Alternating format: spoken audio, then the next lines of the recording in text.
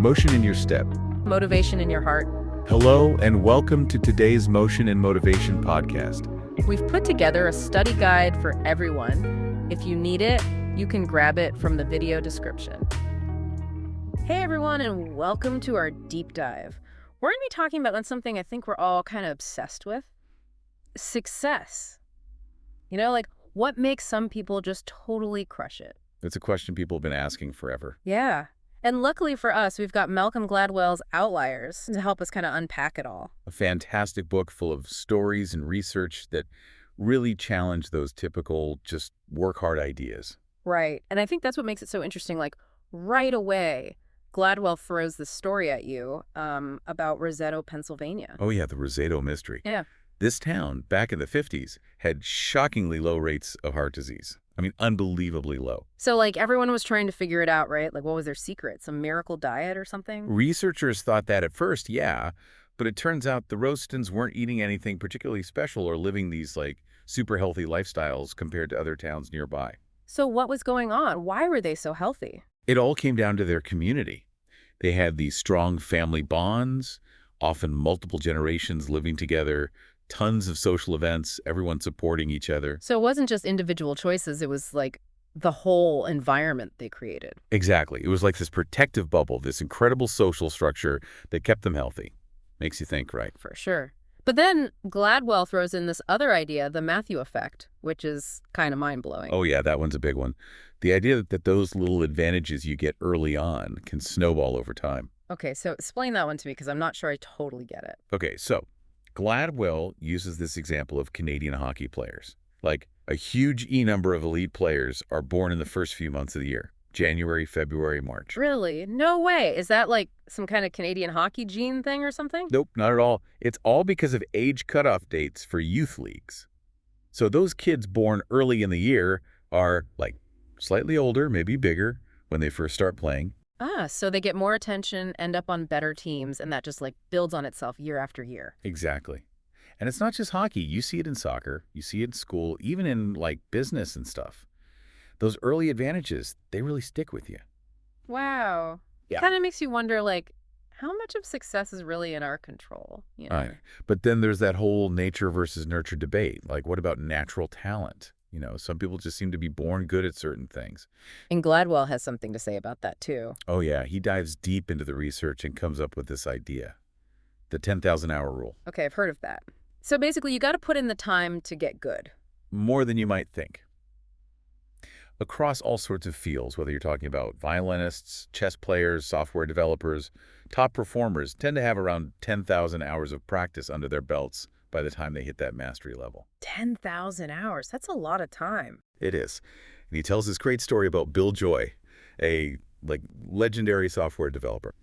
Because of a series of lucky chances, he had access to a mainframe computer as a teenager. So way back when computers were the size of a room. Exactly. And that gave him a crazy amount of practice time that most people could only dream of. I get it. Opportunity meets obsession. And then, of course, there's the Beatles, one of the most successful bands of all time, right? Mm. And a big part of their success was their time in Hamburg, Germany. Oh, yeah, I've heard about that. Didn't they play these marathon gigs in these tiny little clubs? Yeah, sometimes for 8 hours straight, night after night. Imagine that. It was that insane experience, that crucible in Hamburg, that honed their skills to such a high level. Wow. So maybe it's not just about raw talent, but also about the chances you get to really put in the hours and push yourself. It seems that way. But then wouldn't all geniuses be wildly successful?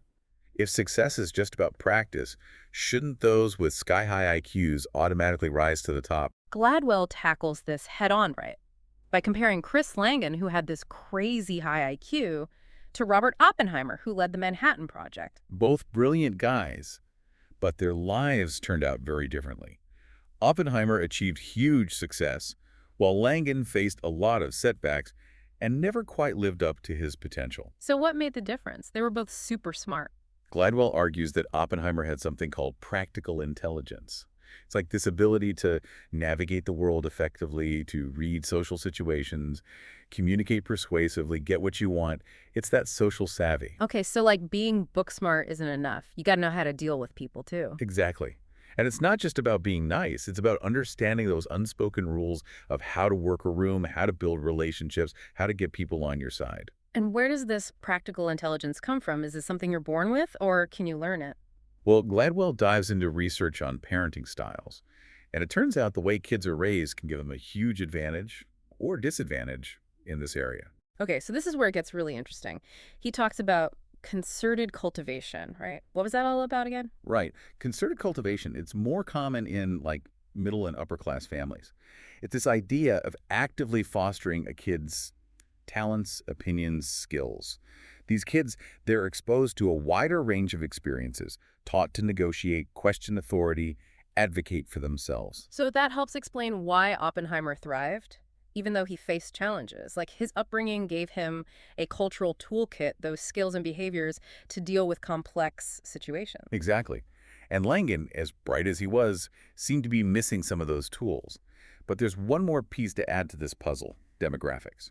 The generation we're born into can have a huge impact on our chances of success. Seriously, so like when you're born matters as much as what you're born with? It can. Gladwell uses this story of a talented lawyer, Maurice Janklow, who struggled during the Depression, while his son, Mort Janklow, found huge success in a more opportune era. Because times were better. Well, it's more than that. Being born in a demographic trough like the 1930s can actually be an advantage. There's less competition for resources, for jobs, for everything. Ah, so it's like riding a wave. If you're born at the right time, the wave can carry you further. Right. And Gladwell connects this to the rise of a bunch of famous New York lawyers, many of them Jewish, born in the 1930s, with parents in the garment industry. It was like this perfect storm of cultural and demographic advantages. Wow. Okay, so we've got community, early advantages, the 10,000-hour rule, practical intelligence, upbringing, and now demographics. Sixth Sense is way more complicated than just working hard, huh? Absolutely. Yeah. But Gladwell doesn't stop there. He goes even deeper, using some really surprising examples to show how cultural legacies shape us, even in unexpected ways. Like, are you ready for this? Plane crashes. Wait, plane crashes? How does that fit in? Trust me, it's fascinating. A little bit scary. He found this link between plane crashes and something called the Power Distance Index, or PDI. Hold on, back up. What's PDI? It measures how comfortable different cultures are with hierarchy and authority. And it turns out cultures with high PDI, where people are super respectful of their superiors, well, they often have trouble with something really important in flying: speaking up assertively. Oh, I see. So, like, if the co-pilot sees the captain making a mistake, they might hesitate to say something because of that respect for authority, even if it's, dangerous. Exactly. And Gladwell tells this gripping story about Korean Air Flight 801, where this whole cultural dynamic actually contributed to a fatal crash. So, culture can literally be a matter of life or death. It can. But the good news is, Korean Air turned things around by doing something kind of radical. They retrained their pilots to use English in the cockpit. It Why English? was a way to kind of break free from those cultural constraints, create a space where everyone felt comfortable speaking up, no matter their rank, like a new cultural identity, at least in the cockpit. Wow. So they use language to work around a cultural barrier? That's amazing. But what about something like math skills? Isn't that just like pure brain power? Does culture play a role in that too? Oh yeah, Gladwell has thoughts on that as well. He points to research suggesting that culture might influence math ability more than we think. Okay, I'm hooked. Tell me more. Well, for one, the structure of number systems in Asian languages might make learning math easier and more intuitive compared to, like, Western number systems. So they have a built-in advantage right from the start. It's possible. And then there's this interesting connection: rice farming. Wait, rice farming, how does that connect to math? Think about it. Rice farming is incredibly complex. It requires planning, long hours, careful attention to detail, understanding all these complicated systems. For generations, many Asian cultures have developed this strong work ethic and a focus on problem solving that might make them, like, naturally inclined towards math. I never thought about it like that, but it makes sense. Like, the values and practices of a culture, they can shape how you think. Right. It might even affect how you learn and what you're good at.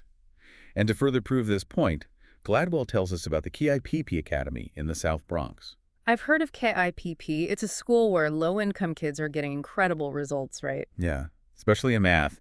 And their secret isn't some fancy curriculum. It's hard work, plain and simple. They extend the school day and year, pushing these kids to put in the time to really embrace effort, and persistence. So it's like the 10,000-hour rule applied to education. Exactly. And the results are amazing. These students, they're performing at the same level as kids from wealthy suburbs. It's Yeah. like they're rewriting their cultural script. That's so inspiring. So it sounds like Gladwell is saying that success is more than just individual brilliance or hard work. It's also about community, opportunity, cultural legacies, all these things we don't always think about. Absolutely. And there's so much more to uncover. In the next part of our deep dive, we'll explore even more surprising examples of how these things intersect to create outliers. It's going to be wild. All right, so we're back and ready to dig even deeper into outliers.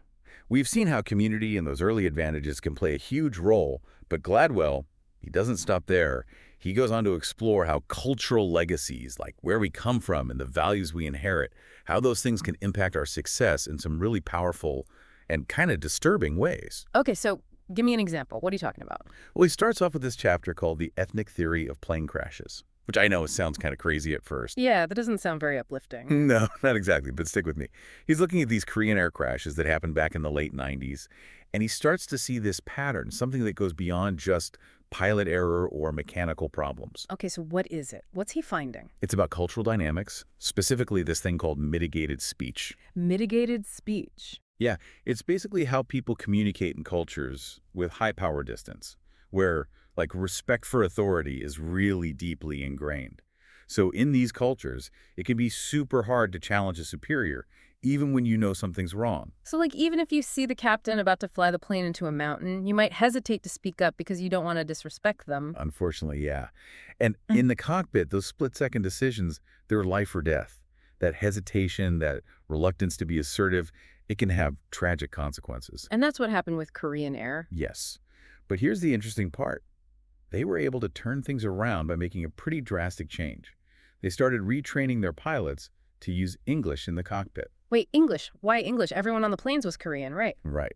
But by switching to English, they created this new communication environment, one where the hierarchy wasn't quite as rigid. It allowed co-pilots to speak up more assertively, to challenge the captain if they needed to. So they created this kind of like linguistic workaround. Exactly. It's a fascinating example of how understanding cultural legacies and then adapting to them can literally save lives. And it shows that success isn't just about talent or hard work. Sometimes it's about being flexible, learning to communicate in new ways, understanding those cultural nuances. So it's about being adaptable. It's about figuring out how to work within or around those cultural patterns. Okay, that's pretty cool. But let's move on. We've talked about community, cultural legacies. What about something like math skills? Isn't that just pure brain power? Surely culture doesn't play a role in how good you are at math. Oh, Gladwell has thoughts on that too. He digs into research that suggests culture might play a bigger role in math ability than we realize. Like, just think about how number systems are structured in different languages.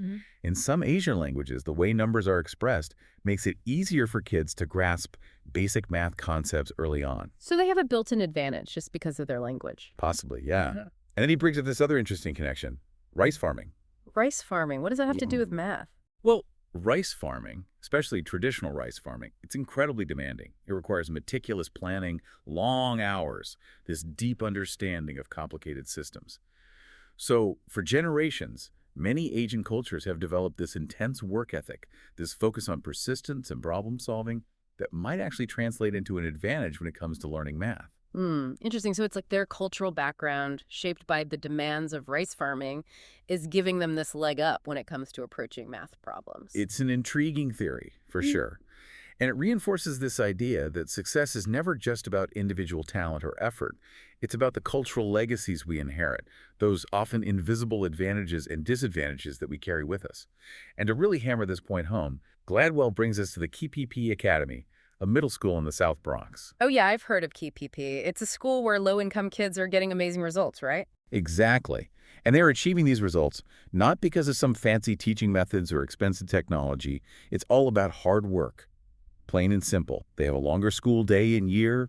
They push the kids to put in more hours, to really embrace effort and persistence as the keys to success. It's like the 10,000-hour rule, but for education. Exactly. And the results speak for themselves. These students, they're performing at the same level as kids from wealthy suburbs. It's like they're rewriting their cultural script, proving that with the right environment and the right mindset, anyone can achieve extraordinary things. It's such a powerful message of hope. But wait, there's one more piece to this puzzle, right? Gladwell's own story. He doesn't just talk about these ideas, he actually shows how they've played out in his own life. You're right. In the last part of our deep dive, we're going to get personal. We're going to explore how all these factors, opportunity, legacy, cultural heritage, how they all came together to shape Gladwell's own journey. And it's a story you won't want to miss.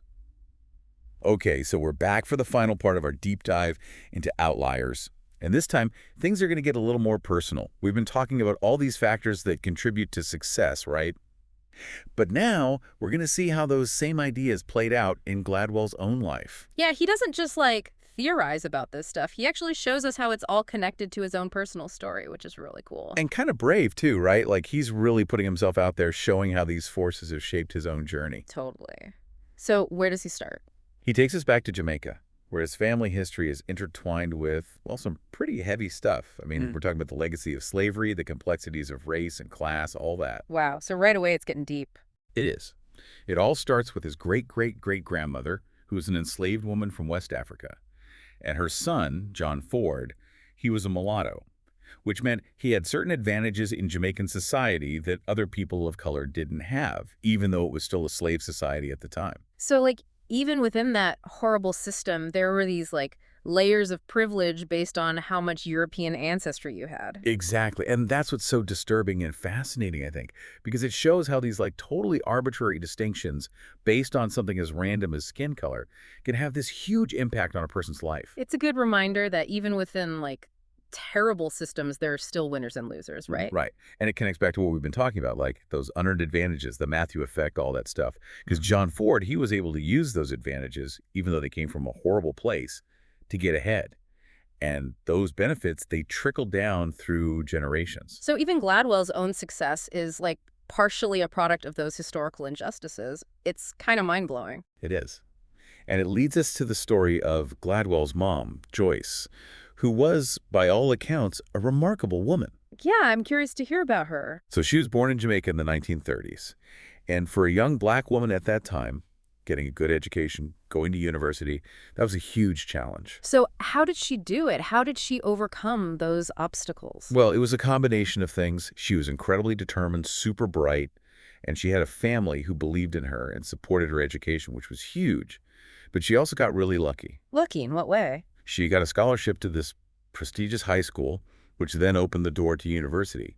And along the way, she had these incredible teachers, mentors, who saw her potential and encouraged her. It makes you think, if she hadn't gotten those lucky breaks, if she hadn't met those people, would she have been able to achieve all that she did? Right, like how much of success is really about individual effort and how much is about being in the right place at the right time. Those chance encounters, those little twists of fate, they can make all the difference. And Gladwell, he's very aware of that. He knows that his own success isn't just because he's smart or worked hard.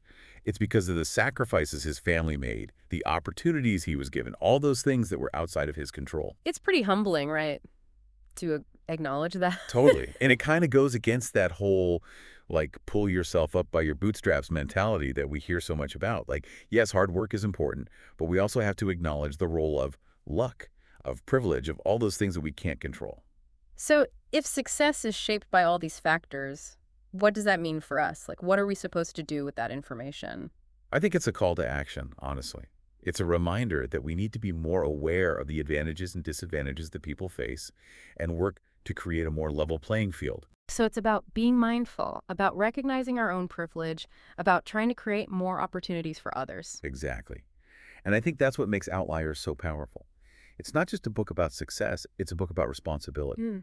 It's a challenge to look beyond ourselves, to understand the bigger picture, and to do what we can to make the world a little bit fairer, a little bit more just. I love that. So as we wrap up this deep dive, what's the one big question that we should all be asking ourselves? What's that final thought that we can take with us?